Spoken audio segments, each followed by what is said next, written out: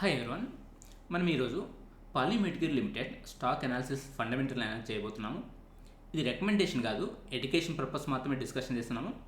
కాబట్టి మీరు నా అనాలిసిస్ మీద డిపెండ్ కాకుండా ఇది ఎడ్యుకేషన్ పర్పస్ మాత్రమే కన్సిడర్ చేసుకొని మీరు తర్వాత అనలైజ్ చేసుకోండి, మీరు ఏమైనా కొనాలన్నా అమ్మాలన్నా.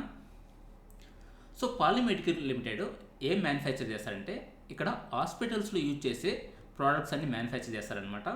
సో ఇక్కడ చూసినామంటే డిఫరెంట్ టైప్స్ ఆఫ్ ప్రోడక్ట్స్ ఉన్నాయన్నమాట. ఎగ్జాంపుల్కు ఫస్ట్ క్లిక్ చేసినామంటే ఇన్ఫ్యూజన్ థెరపీ. సో ఇక్కడ చూసినామంటే ఈ ప్రోడక్ట్స్ మ్యానుఫ్యాక్చర్ చేస్తారు. అలాగే ఇక్కడ డిఫరెంట్ కేటగిరీస్ ఉన్నాయన్నమాట. సో దీన్ని బట్టి మనకు ఏమర్థమైందంటే వీళ్ళు హాస్పిటల్స్లో యూజ్ చేసే ప్రోడక్ట్స్ యూజ్ చేస్తారు. అంటే వీళ్ళు ప్రోడక్ట్స్ మ్యాక్సిమము అన్ని హాస్పిటల్స్ యూజ్ చేయొచ్చు అనమాట.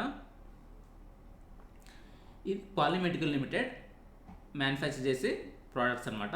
ఇప్పుడు మనం ఫండమెంటల్ అనాలిసిస్ చేస్తాము. సో ఇక్కడ మనకు 10-year రిజల్ట్స్ ఉన్నాయన్నమాట.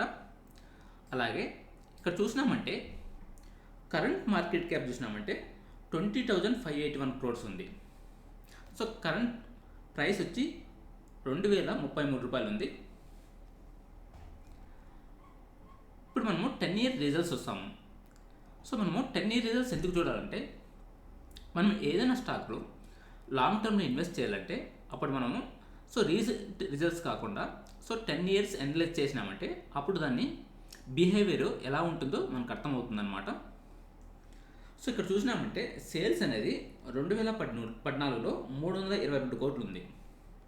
సో ఇక్కడ 322 crores నుండి కరెంట్ వచ్చి 1688 crores పెరిగిందనమాట. సో 322 crores నుండి 1688 కోట్లు అంటే సో దగ్గర సో 5 times పెరిగిందనమాట. సో అంటే వీళ్ళ సేల్స్ అనేది చాలా బాగా పెరిగింది. సో ఇది పాజిటివ్ పాయింట్. సో ఇక్కడ సేల్స్ చూస్తాము. సో అలాగే ఆ సేల్స్ వాళ్ళు జనరేట్ చేయాలంటే దానికి ఎంత ఎక్స్పెన్స్ స్పెండ్ చేసినారనేది అది చూడాలన్నమాట. ఇక్కడ ఎక్స్పెన్స్ చూసినామంటే వీళ్ళకు మెటీరియల్ కాస్టు, అలాగే manufacturing cost, employee cost, other cost ఉందన్నమాట. సో మ్యానుఫ్యాక్చరింగ్ కాస్ట్ ఫస్ట్ చూస్తాం. సో మనము ఇక్కడ 2014లో చూస్తే 33% ఉంది, ఇప్పుడు 33%. సో మధ్యలో వాళ్ళు 25%, 24%, 30% ఇట్లా చేంజ్ అవుతూ ఉందన్నమాట.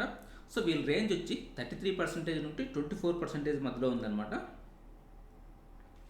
అలాగే మెటీరియల్ కాస్ట్ చూసినామంటే మ్యానుఫ్యాక్చరింగ్ కాస్ట్ చూసినామంటే 14%, కరెంట్ వచ్చి 25లో 0% ఉందన్నమాట. దానికి ముందు 18% నుండి 0%.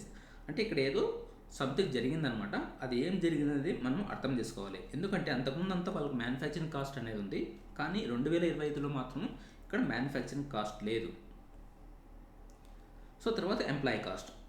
సో 2014 16% ఉండేది, ఇప్పుడు 18%. సో 16-18 దగ్గరగా ఉంది. అంటే వీళ్ళ ఎంప్లాయీ కాస్ట్ అనేది ఎక్కువ పెరగలేదన్నమాట. సో కాన్స్టెంట్గా ఉంది లాస్ట్ 10 yearsలో. ఇది పాజిటివ్ పాయింట్. తర్వాత అదర్ కాస్ట్ చూసినామంటే సో 2014లో 11% ఉన్నది, ఇప్పుడు 21% అనమాట. సో అంతకుముందు 25 కన్నా ముందు 8% అలా ఉంది, 25లో మాత్రం 21%.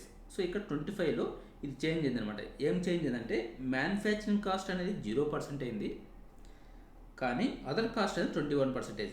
ఇక్కడ మ్యానుఫ్యాక్చరింగ్ కాస్ట్ అనేది ఇక్కడ దీంతో ఈక్వల్ అవుతుందన్నమాట. సో అది గుర్తుపెట్టుకోవాలి. సో ఇది ఈ సేల్స్ జనరేట్ చేయడానికి వీళ్ళు స్పెండ్ చేసే ఎక్స్పెన్సెస్. ఇప్పుడు ఆపరేటింగ్ ప్రాఫిట్ మార్జిన్ చూస్తాం. ఆపరేటింగ్ ప్రాఫిట్ మార్జిన్స్ చూసినామంటే 2014లో వీళ్ళకి 24% ఉందన్నమాట. 24, తర్వాత 22%, తర్వాత 21%, అలాగా కరెంట్ 27%. So 24% into 27% పెంచినారనమాట. అంటే దగ్గర 3% పెరిగింది. సో ఇది పాజిటివ్ పాయింట్. వీళ్ళకు అంటే లాస్ట్ 10 yearsలో స్టార్టింగ్తో కంపేర్ చేసినప్పుడు ఇప్పుడు ఆపరేటింగ్ ప్రాఫిట్ మార్జిన్స్ పెరిగిందనమాట. సో ఇది positive point.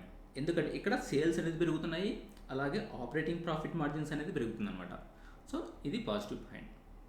Next one other income. So 2014 చూస్తే 11 క్రోర్స్ ఉంది, ఇప్పుడు 120 క్రోర్స్ అనమాట. సో ఇక్కడ మనం అబ్జర్వ్ చేసినామంటే 23లో 22లో 40 క్రోర్స్ ఉంది, తర్వాత 38 క్రోర్స్, తర్వాత 60 క్రోర్స్, తర్వాత 94 క్రోర్స్, 120 క్రోర్స్. సో వీళ్ళకి అదర్ ఇన్కమ్ అనేది పెరుగుతుందనమాట. అంటే వీళ్ళు ఇంకా ఎక్కడైనా ఇన్వెస్ట్ చేసినచ్చు అనమాట. అంటే సబ్సిడరీ కంపెనీస్లో కానీ, లేదంటే మ్యూచువల్ ఫండ్స్లో కానీ, స్టాక్స్లో కానీ ఎక్కడైనా ఇన్వెస్ట్ చేసి ఉండొచ్చు. అక్కడ నుండి వీళ్ళకు అదర్ ఇన్కమ్ అనేది వస్తుంటుంది అనమాట. సో ఇది పెరుగుతుంది. సో ఇది ఎక్కడి నుండి వస్తుంది అనేది తెలుసుకోవాలి. సో ఇది పాజిటివ్ పాయింట్. తర్వాత ఇంట్రెస్ట్ చూసినామంటే వీళ్ళు 2014 చూస్తే 9 క్రోర్స్ పే చేసినారు, ఇప్పుడు 12 క్రోర్స్. అంటే వీళ్ళు ఇంట్రెస్ట్ అనేది చాలా తక్కువ పే చేస్తున్నారు. దీన్ని బట్టి మనం ఏమర్థం చేసుకోవాలంటే వీళ్ళకు మినిమల్ డెప్ట్ ఉందన్నమాట.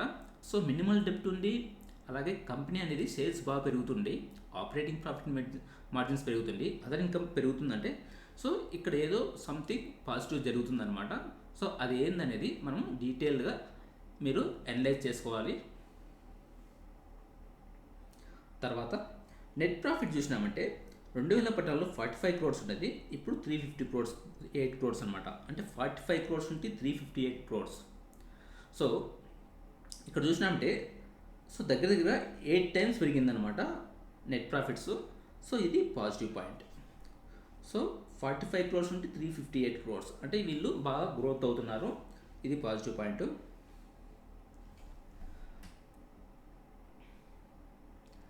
సో ఇవి లాస్ట్ 10 ఇయర్ రిజల్ట్స్ అనమాట.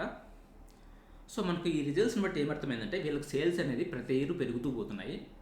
సో ఎంప్లాయీ కాస్ట్ అనేది వీళ్ళకు కాన్స్టెంట్గా ఉంది. సో మెటీరియల్ కాస్ట్ అనేది కూడా కాన్స్టెంట్గా ఉందన్నమాట. సో ఇక్కడ మ్యానుఫ్యాక్చరింగ్ కాస్ట్ తగ్గింది, అదర్ కాస్ట్ అనేది పెరిగిందనమాట. సో ఆపరేటింగ్ ప్రాఫిట్ మార్జిన్స్ అనేది పెరుగుతూ ఉంది, అలాగే అదర్ ఇన్కమ్ అనేది పెరుగుతూ ఉందన్నమాట. సో నెట్ ప్రాఫిట్ అనేది కూడా 45 క్రోర్స్ నుండి 358 క్రోర్స్ పెరిగింది లాస్ట్ 10 ఇయర్స్లో. సో ఇది పాజిటివ్ పాయింట్. అలాగే క్వార్టర్లీ రిజల్ట్స్ చూస్తాము. ఇక్కడ క్వార్టర్లీ రిజల్ట్స్ చూసినామంటే సో లాస్ట్ 4 క్వార్టర్ చూస్తాం. సో ఇక్కడ జూన్ క్వార్టర్, జూన్లో సేల్స్ అనేది 385 క్రోర్స్ అయితే సో కరెంట్ జూన్లో 403 క్రోర్స్, ఇక్కడ సేల్స్ అనేది పెరిగింది. సో ఎక్స్పెన్స్ చూసినామంటే 281 క్రోర్స్ నుండి 297 క్రోర్స్ పెరిగిందనమాట. ఆపరేటింగ్ ప్రాఫిట్ మార్జిన్ చూసినామంటే 27% ఉన్నది, ఇక్కడ 26%. ఇక్కడ ఆపరేటింగ్ ప్రాఫిట్ మార్జిన్స్ కరెంట్ క్వార్టర్లో తగ్గింది. సో ఇది గుర్తుపెట్టుకోవాలన్నమాట. ఇక్కడ 1% తగ్గింది. సో 1% అనేది చాలా తక్కువ అనమాట. సో కాబట్టి దీన్ని మనం ఎక్స్క్లూడ్ చేసుకోవచ్చు, కానీ మనం రీజన్ తెలుసుకోవాలి.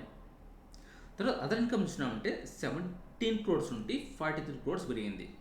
సో ఇక్కడ అదర్ ఇన్కమ్ పెరిగింది.